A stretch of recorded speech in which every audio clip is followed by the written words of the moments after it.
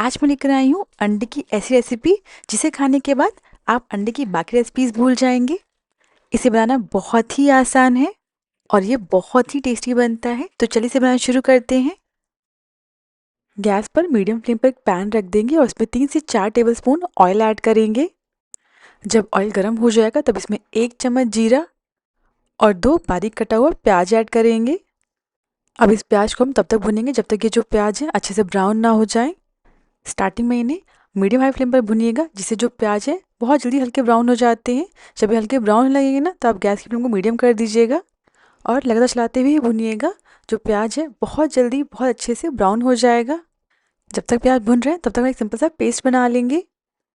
सो मैंने यहाँ पे 2 टमाटर लिए हैं, 1 इंच अदरक, 5 लहसुन, 2 हरी मिर्च और मैंने यहाँ पे 5 से 6 काजू लिए हैं। इन्हें पहले से ही आधे घंटे के लिए पानी भिगो कर रख दीजिएगा, जिससे अच्छे से सॉफ्ट हो जाते हैं।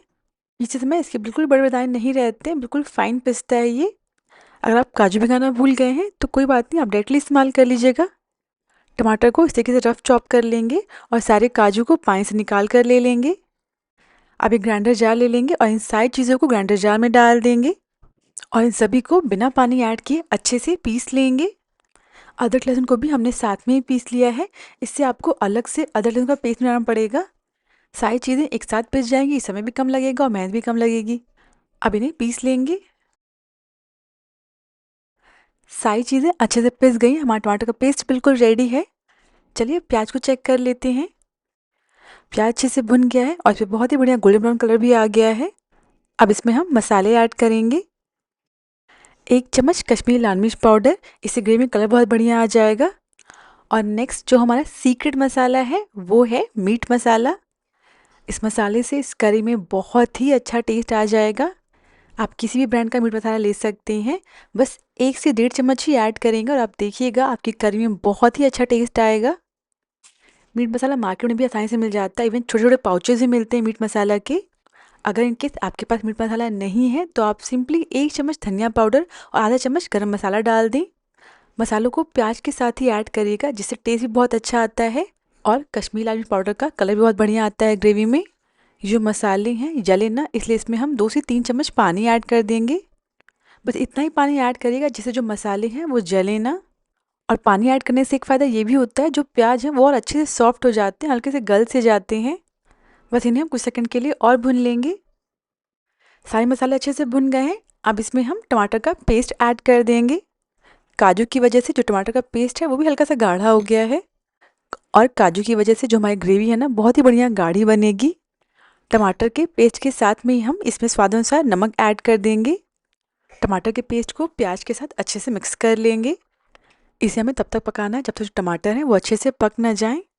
और पकने के बाद जो टमाटर है वो ऑयल रिलीज़ कर देंगे और जो मिक्सचर है ना काफ़ी ज़्यादा ड्राई भी हो जाएगा। बस कम कम गैप पे चलाते रहिएगा।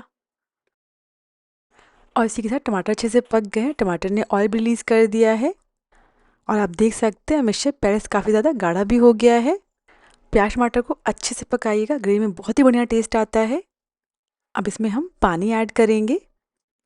सो मैंने अभी इसमें 1 कप पानी ऐड किया है। ध्यान रखिएगा बहुत ज़्यादा पानी नहीं ऐड करिएगा, ग्रेवी को हल्का गाढ़ा ही रखिएगा। पानी को अच्छे से मिक्स कर लेंगे। हमने इसमें काजू भी ऐड किया है तो जो ग्रेवी है वो हल्की सी गाढ़ी हो जाती है, तो आप चाहें तो इसमें थोड़ा सा पानी और ऐड कर सकते हैं। पानी अच्छे से मिक्स हो गया है, अब इसे हम ढककर पकाएंगे। जब तक इसमें उबाल ना आ जाए तब तक इसे हम ढककर पकाएंगे। तो लगभग 3 से 4 मिनट के लिए इसे ढक दीजिएगा। इसे पकाते हुए लगभग 4 मिनट हो गए, हम ढक्कन हटा देंगे। एक बार इसे अच्छे से चला लेंगे। आप देख सकते हैं जो ग्रेवी काफ़ी गाढ़ी है। अगर आपको थोड़ा सा पतला करना है तो आप इसमें गर्म पानी ऐड कर दीजिएगा। ध्यान रखिएगा अंडे को ऐड करने से पहले इसमें हमें सारे मसाले और पानी वगैरह ऐड कर लेना है। अब इसमें हम 1 चम्मच कसूरी मेथी को हाथों पर क्रश करके डाल देंगे और थोड़ी सी धनिया की पत्ती डाल देंगे और इन सभी को ग्रेवी के साथ अच्छे से मिक्स कर लेंगे। सारी चीज़ें अच्छे से मिक्स हो गई। अब इसमें हम एक एक करके अंडे को ऐड करते जाएंगे। अंडे को तोड़कर इस तरीके से कटोरी में ले लेंगे और उसके बाद इसे हम पैन में डाल देंगे।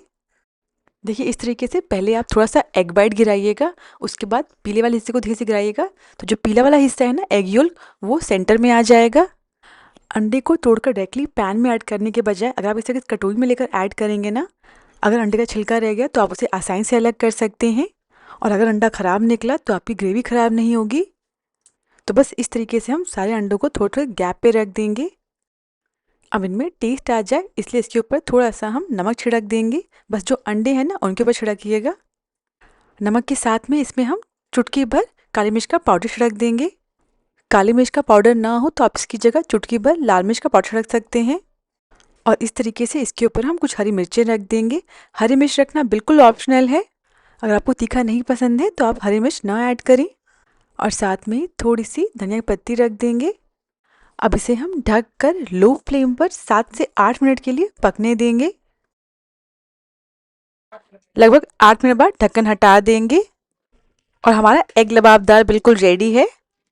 इस तरह से एक नाइफ इंसर्ट करके चेक कर सकते हैं कि यह अंदर तक अच्छे से पका है या नहीं।